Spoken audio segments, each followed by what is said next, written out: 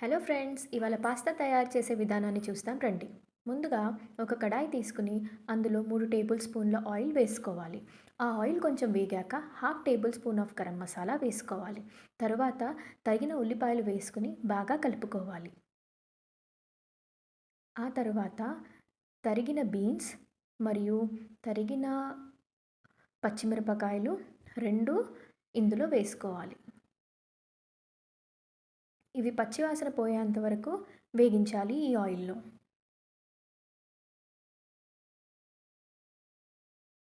తరువాత తరిగిన క్యారెట్ ముక్కలు వేసుకోవాలి, కలుపుకోవాలి.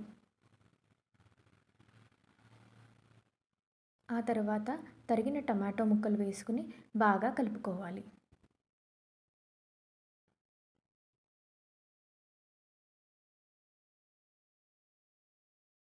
ఆ తర్వాత తగినంత సాల్ట్ వేసుకుని మళ్ళీ కలపండి.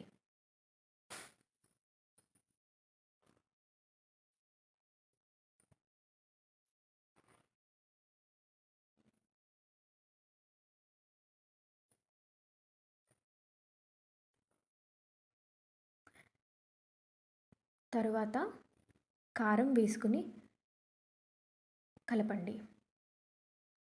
మనం సాల్ట్ ముందుగా ఏసుకోవటం వల్ల బెనిఫిట్స్ ఏంటంటే, ఈ టమాటా ముక్కలనేవి త్వరగా ఉడికిపోతాయి.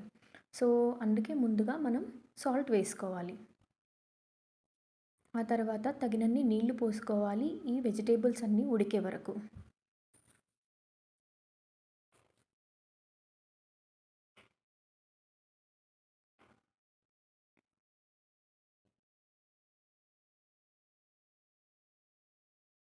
ఈలోపు మనం మాక్రోనీని కొంచెం నీళ్ళల్లో ఉడకపెట్టుకోవాలి.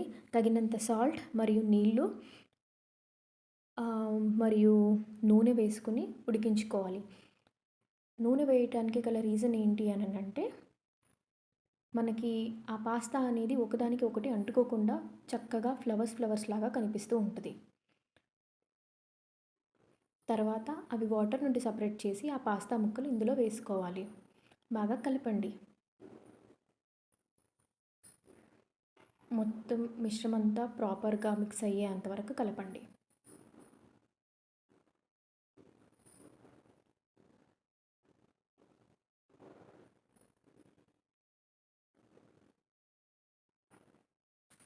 అంతే అండి. వేడి వేడి పాస్తా రెడీ. ఇంకా సర్వ్ చేసుకొని తినేస్తాం రండి.